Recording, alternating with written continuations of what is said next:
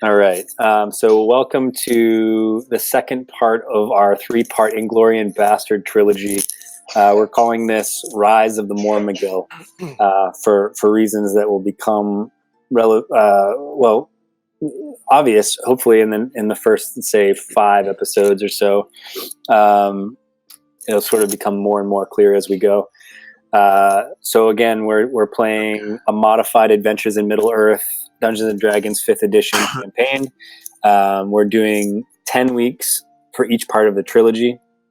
And when I say modified Adventures in Middle Earth, here's what I mean. So if everybody could look in Roll 20 in their handouts, under rules, you can see that I've really pared this down.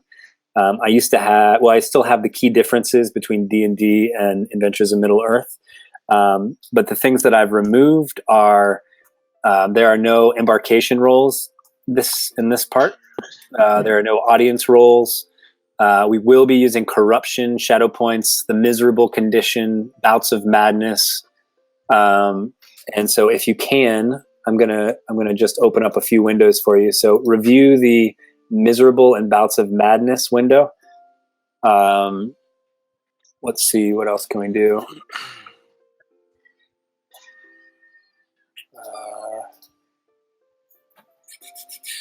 Please review Possession by the Shadow. That's new. Should we like narrate these for the stream?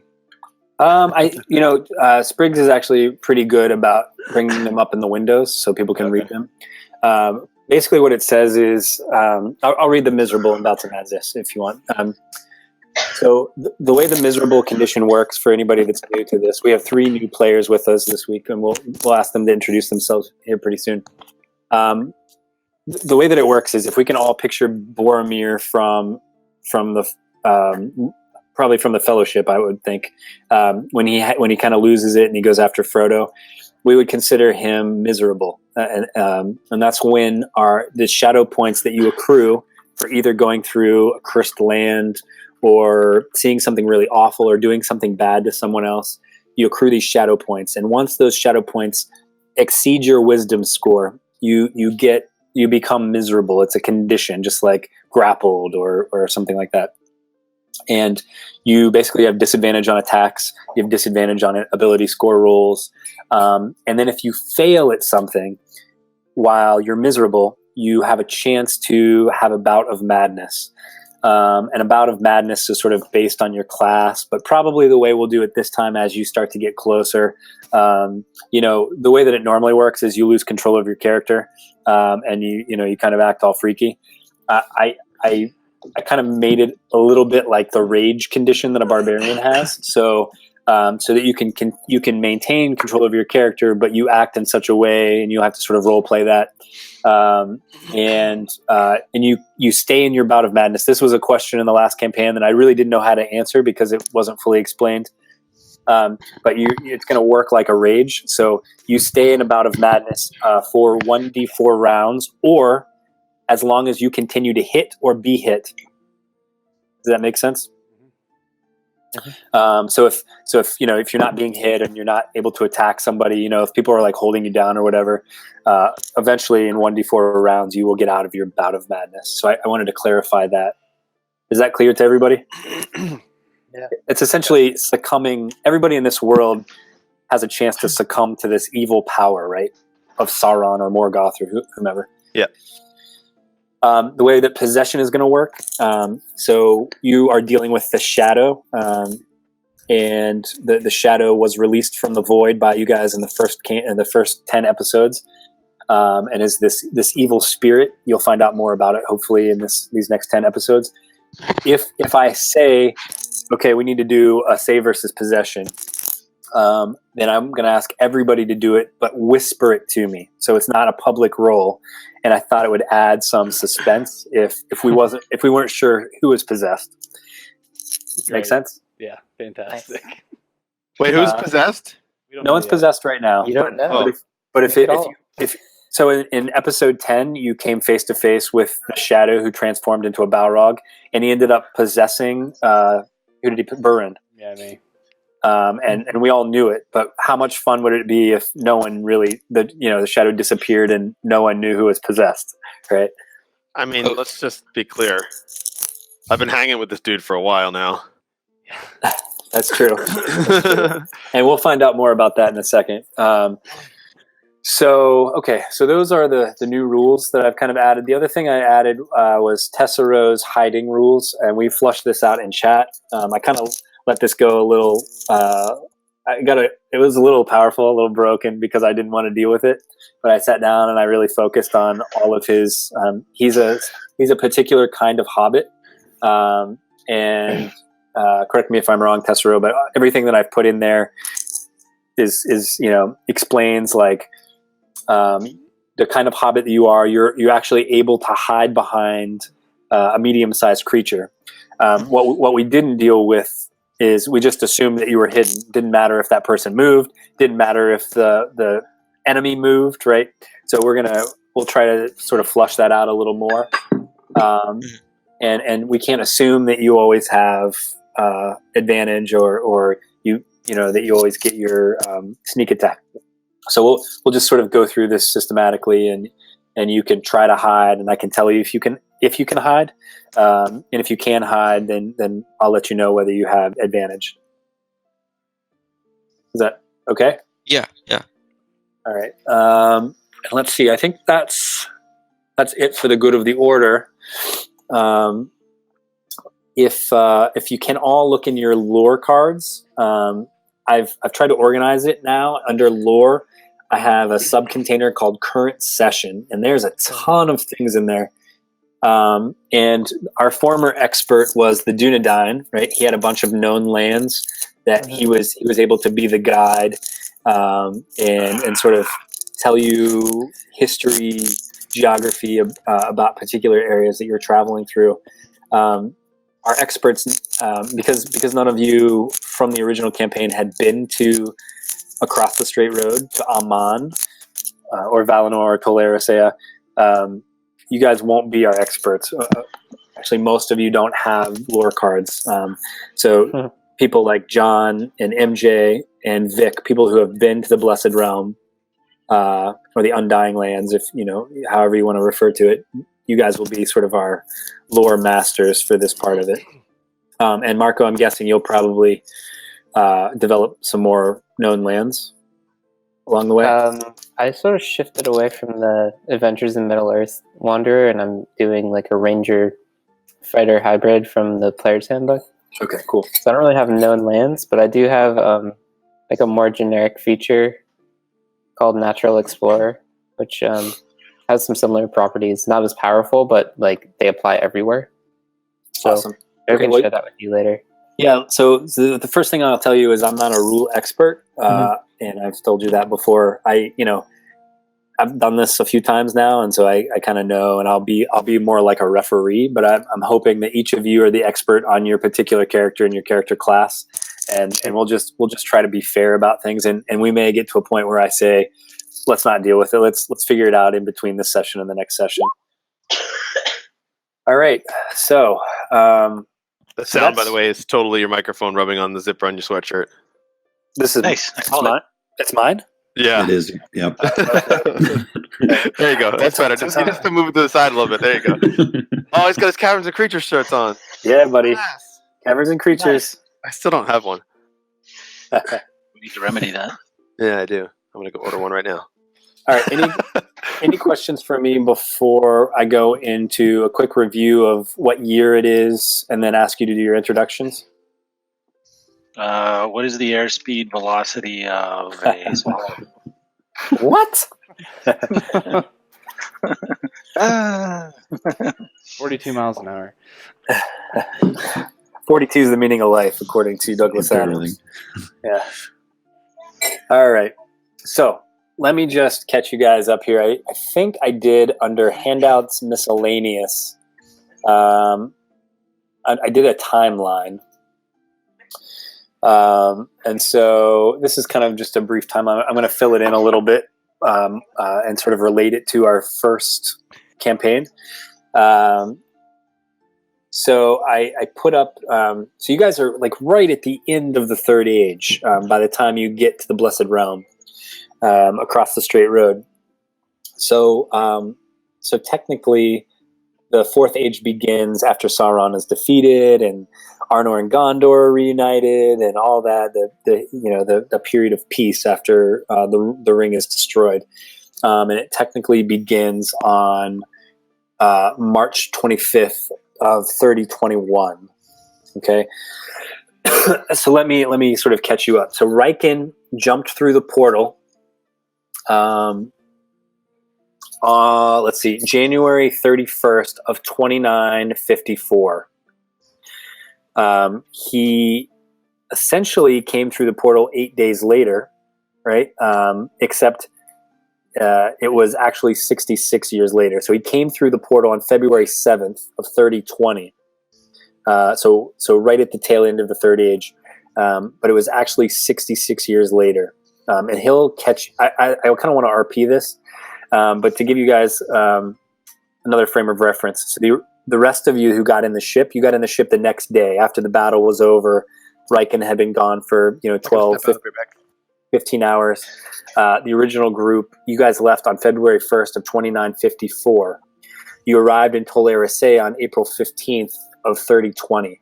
That was 66 years later, or about 2 years and 5 months later. I'm sorry, 2.5 months later. So you were essentially traveling for 2.5 months in your head, but really by the time you arrived, it was at the end of the third age.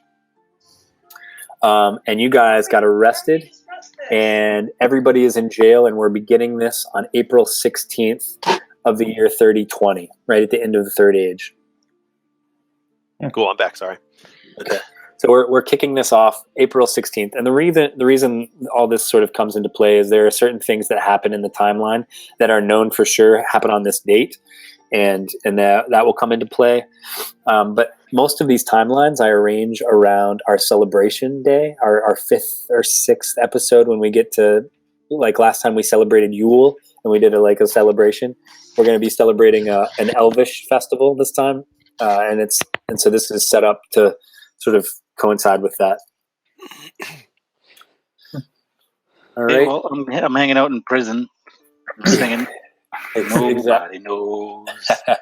So before we switch the map, let's do like a quick 30-second, 1 minute recap of let's start with the original people that were here. So maybe start with Tessero. Max, could you tell us about your character? Yeah, Tessero was a hobbit from the Shire. Very jolly fellow. He went on this adventure with everyone. Likes to sing and dance, smoke pipe weed. Yeah, he was a burglar. Not just the Middle Earth type of burglar, not a real one. And basically just a rogue. What else? Okay, yeah. The end of last campaign, he got bitten by a werewolf, and he got a cloak that makes him part tree now. He's basically as to heal him. He's Jared, you want to explain that part a little bit better than me? So you were bitten by a werewolf, and as the toxin seeped into your body, you visited your friend Goldberry on the way by the old forest, and she offered you a cloak that would essentially draw out the poison.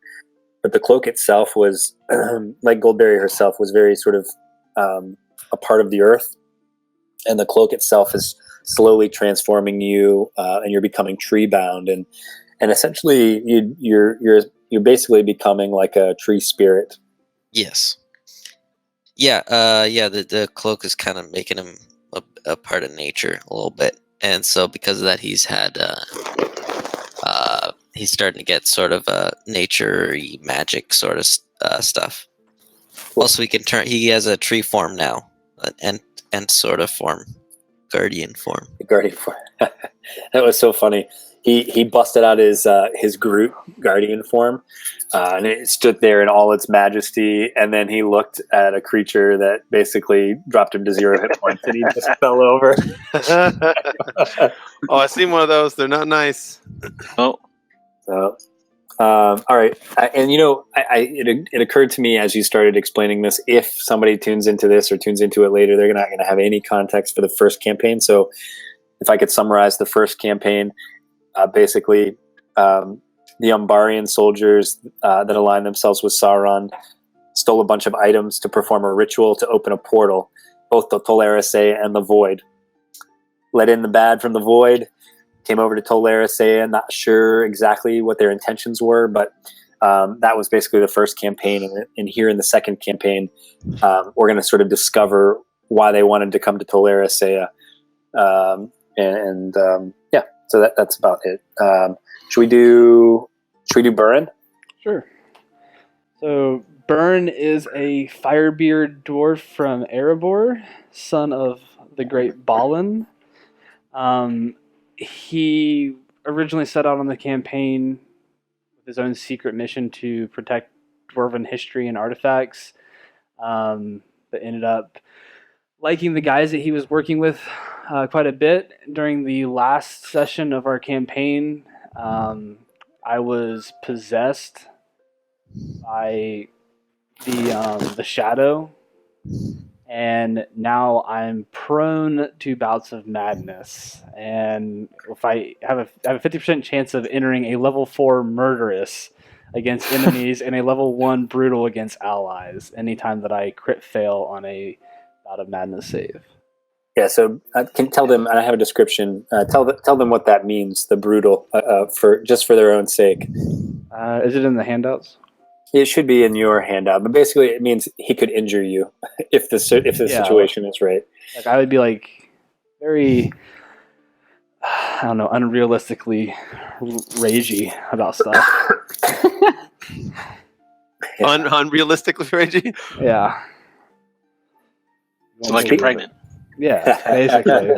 Everyone here, like my wife right now. So I love that you guys have already gone into what I'm calling the trauma of both of your characters. So like I said, when these guys are level 10 now, so they according to D&D rules are sort of local legends, right? They've accrued a certain amount of status and experience. They've gotten pretty powerful, but at the same time, like I see this as like PTSD, right? When you come back from the war, it makes sense that you're going to have some baggage from all of this experience. Who would like to go next? Someone from the original campaign. So either let's end with Josh from the original campaign. So let's do the Dunedain now. Okay, so my character's Faradir, the defender. He's called the defender now. I can't remember what that is in Elvish. Thangale. Thangale, yeah. Sindarin.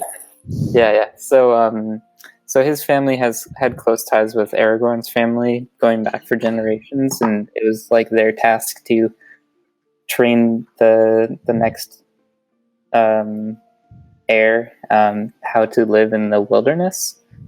And basically, I went on this quest because the elf, I'm forgetting everyone's names today.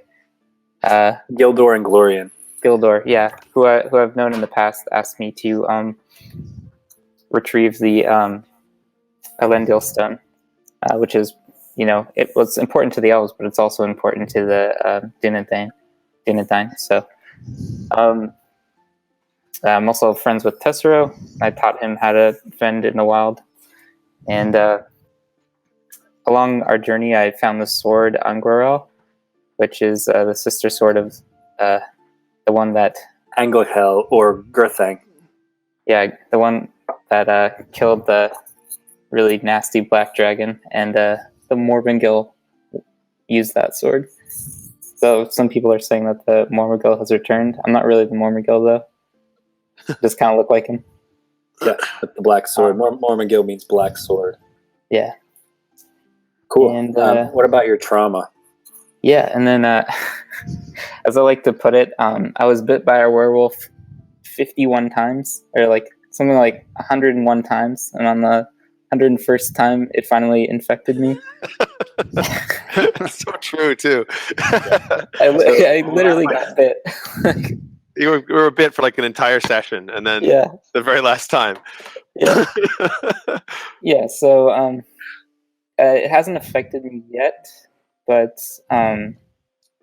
it's growing stronger and stronger in me, and I suspect sometime soon I will be getting all hairy.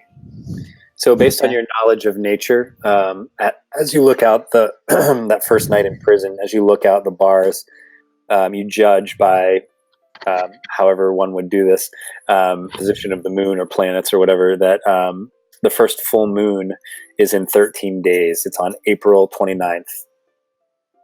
Great. So if we're all still in prison, then I'll be sure to Tell everybody. be sure to eat. Not share a cell with someone. All right, awesome. And let's do Riken now. All right. Riken is a woodman of the Mountain Hall, or was a woodman of the Mountain Hall. He was born sort of a steward of the land and of his people, and as most woodmen, born to sort of battle the forces of the shadow. And he was dedicated to that for most of his life. And then he got tangled up in this adventure that we had. And at the end of it, as we fought the Balrog, Riken had been the person to perform the original ritual. So it was required that he go through the portal in order to close the portal that was opened. He was sort of moderately successful in doing that. He went through the portal and it closed the portal, but something came with him. I'm not really clear on exactly what that was, but I think it was some bit of the shadow or some bit of what the Balrog actually was.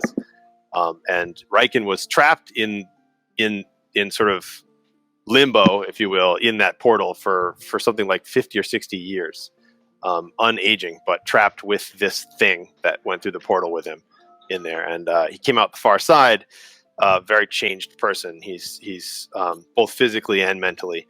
It's sort of stained him and broke him in his ways of protection and warding and sort of shepherding the land and his people are that's sort of just gone from him now. He's very, very vengeful and very angry, and he's vengeful, and he's vengeful against something that has, as far as he knows now, no physical form. So he's sort of just generally vengeful. He's also horribly physically disfigured. The time that he spent in the portal with this thing left him scarred with sort of burn scars, like generations of burn scars. In addition to that, he emanates black smoke wherever he goes. Every breath he exhales is like someone exhaling a cigarette, and it sort of reeks from his pores, and everything about him smells of smoke. So he's a broken and horribly disfigured person that's just very angry at he doesn't really know what. Riken has one of the most tragic backstories. Yeah, my original backstory was a little bit tragic, having lost my father and my brother, only to uncover my father's fate and save my brother, and then lose my dog, and then be tortured for 65 years by some horrible demon. You're like the Like a country song. You're like the Theon Greyjoy of the campaign. Yes. Yeah, pretty much. Yeah, only that one part of me still exists, as far as I know. It's probably burnt and shriveled, but it's there. So I actually on a like a more rules sided, I actually changed my character class. I won't get into it, but I'm no longer a warden. Yeah, and let me just say, Josh did a fantastic job role playing the change in this character, both like the fear and the rage that he had when he discovered the shadow was sort of alive in this world with him. And I will tell you that he beat a fully plate mailed armored elf with his fists. He beat him unconscious in his origin session. I had my sword too. I just felt that was more rageful thing to do. He had it. He was holding his sword and punched like sword whipped him. Yeah, he's angry. He doesn't really know what he's angry at, which is what makes it worse. And his new shadow weakness is Curse of Vengeance. But he doesn't really know against what, so that makes it an issue. All right, excellent. And now for the new players, let's start with. I like to start with Vic. I think Vic was the first character that we sort of rolled into this. And Vic, do you want this to come out of RP, or do you want to like tell us a little bit about your character and then have the rest come out in RP? Yeah. Now, do you want me to save a lot of the history so it comes out in RP, or Maybe you give us. Tell us what your favorite thing to do is, because I know what it is. You just got to tell everybody else. he likes to bed everything. Just about. So Okrin is he's an Asimar, and he's a bard, and he loves to be in the midst of all kinds of cultural changes, and spends times. I guess a little Easter egg for you. He's about 6,000 years old, and he spends time in. He's invaded the timeline as a bard in several different areas. But we'll I guess as we go along, Jared, we'll see where he's been and what he's done. Yeah, absolutely. But he's got a hell of an appearance. He's very pretty, and he's got long, blonde, flowing locks, and his the irises are actually astral. So he's been around. He hasn't always looked like that. He has a thing with disguising himself, but you can guarantee there's a bunch of half-asses running around all over the place in Middle Earth. Yeah, so Vic's character is, if not the oldest, one of two oldest characters in this campaign. All right, cool. And let's do. You got the other two of you, MJ and John. You can both be as cryptic as you'd like. John, you're probably going to be very cryptic with yours, I would imagine. But let's do MJ first. All right. So I have Zillendor, and Zillendor is pretty old. So Zillendor was born in the year of the trees, which is before the first age. He is the son of Curafin and brother of Celebrimbor. And Celebrimbor was the master jewelsmith who forged the Elvish Rings of Power. And Celebrimbor and Zillendor were exiled to Erigian. And it was there that Zillendor stayed with his brother. And eventually Sauron, looking to consolidate power, goes to Celebrimbor looking for the many magical rings that he had made, including the 3 Elvish rings. And so the Celebrimbor didn't want to obviously give them to Sauron, so he sent them away and hiding in retaliation. Sauron tortured and killed Celebrimbor. And so Zillendor has actually been around for a long time, and ever since then, he's just sort of been out for revenge. And so he found out about the party by when they actually came through Erigian. That's where him and his brother were exiled to, and that's where he's sort of based out of. He sees them, he observes them, winds up getting on the boat, and in the at the Grey Havens. Yeah, the Grey Havens, and part of the Origin experience recently, fought alongside them and got to know. Let's see who was there. The most of the people they just introduced themselves, except Vic's character. Yeah, actually, and me, and Riken wasn't there either. Right. Riken wasn't there. That's right. Okay, so yeah, that was that's sort of the backstory. So he's a bit of an old crabby elf, hellbent for vengeance or to avenge his brother, I guess. So he's a druid, and just for the record, in case we get any people hating us on Twitch, it's Celebrimbor. Sorry, Celebrimbor. Sorry. I was going to say it, but I didn't want to be the guy, you know.